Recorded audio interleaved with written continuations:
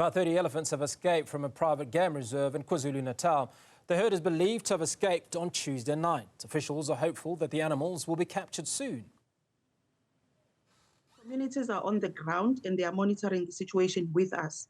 We are also on the ground monitoring the situation. The NGOs came on site yesterday, and that is when they were able to dispatch a drone, and today coming to send a helicopter.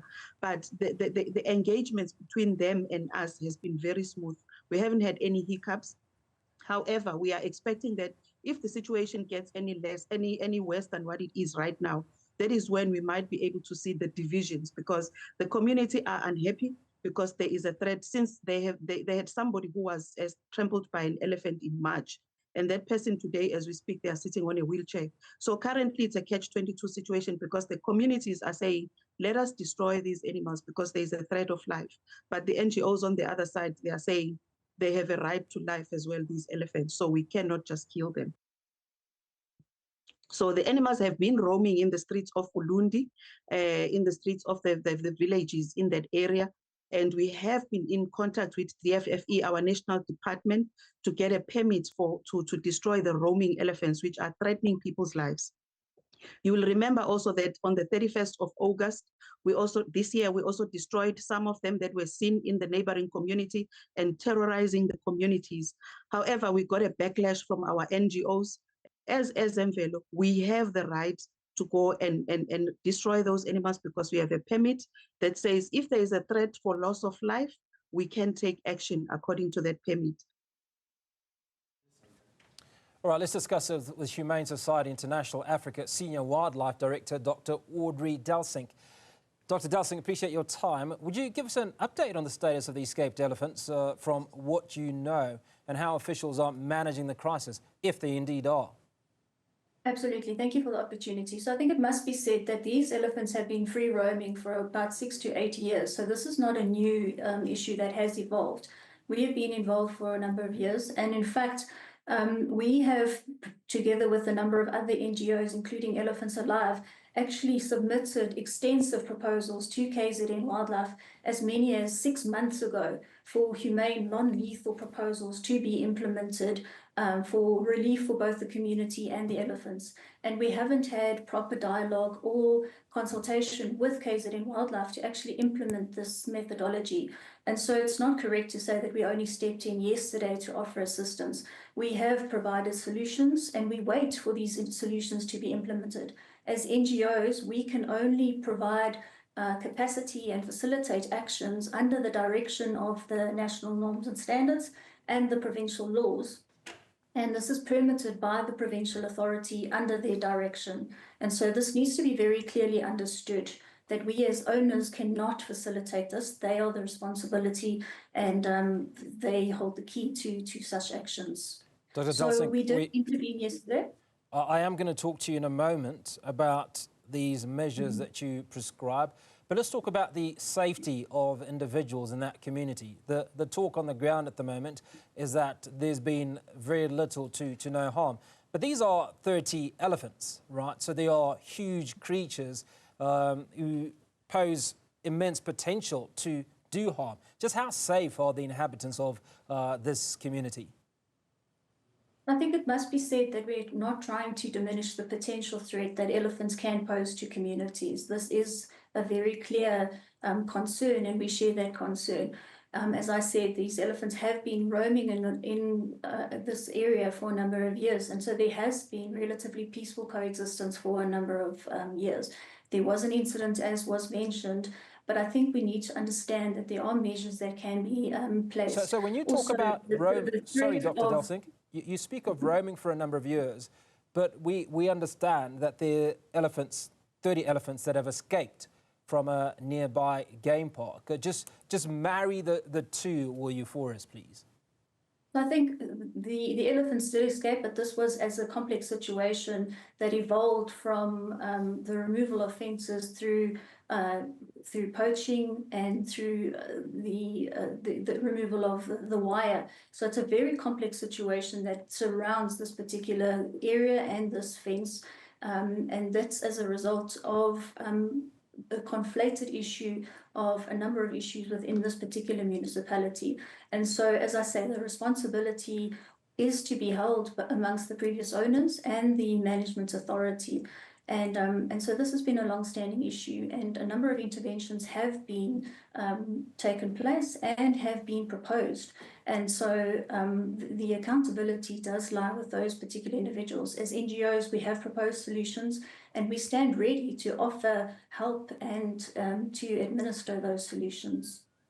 Okay, so let's talk about the solutions. You do believe that there are humane ways of dealing with it. What would those be? So we have proposed to move the elephants back into a safe area and to provide temporary fencing whilst a permanent fence is erected, which is in the process. But this cannot be done without transparent dialogue and with commitment by both the communities and the provincial authorities. We have been working through the provincial authority, and that's been the barrier, I think, between extensive engagement with the community. After yesterday's engagement, it was apparent that one-on-one dialogue directly with the community is quite crucial.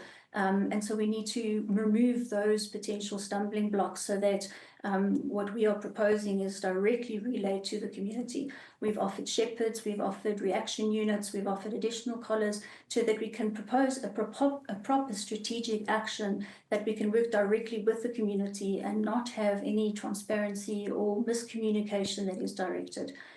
It can be done, but it does need commitment from the reserve authorities and the provincial management authority so that we can work hand in hand to resolve the situation. This provides a very important opportunity for this reserve and the community to act as a conservation benchmark for a very important coexistence example. And we are waiting and ready to provide assistance in this regard. Dr. Delsink, I seem to be struggling to find where you seem to be failing to find common ground with the authorities and the community. The community, based on our report from one of my colleagues earlier, suggests that the community is living in fear because they have 30 of these beasts that are running wild. Where do you think that disconnect is? I think there is a disconnect because you've been there for today. Not all the community have been represented, and this is certainly indicative of our representations from what we've seen with the community. Remember, this is quite an extensive community, and not all the community voices are being reflected. There certainly has with the previous destruction that happened in a different community. And so certainly there are conflations between poverty and food insecurity and unemployment. And I think those issues are being conflated, and the elephants are being seen as a panacea for some of these solutions. And this is not necessarily the case. And so this needs to be addressed. And we cannot do that without the open and transparent dialogue. We are offering the solutions, and as we saw yesterday, with the permission from KZN Wildlife, given that availability, we can provide the solutions, but we cannot do so without that authority. And so we are not dismissing the human-wildlife conflict that exists and the potential threat and the concern that the communities have. And we acknowledge that, and we are standing by to facilitate assistance in that regard. Dr. Delsink, final question. Do the solutions that you offer come at a cost? Of course, they come at a cost, and that is why we stand together and we provide support funding to do that as animal welfare protection agencies. Is that potentially where the conflict is, do you think? Potentially, but as we are willing to support and provide the solutions to do that. I think we are providing those means, and the other insecurities that have been shared, those are not the root causes of potential issues within that community, which stem from a lot of cattle issues and insecurities from jobs, etc. And those are municipal issues and governance issues that need to be addressed. We can only tackle certain aspects, and this is what we're putting on the table to address, and we stand ready with the community's assistance and commitment from the provincial authority to do so. So we engage and look forward to further dialogue with the provincial authority, as we've been requesting since May of this year.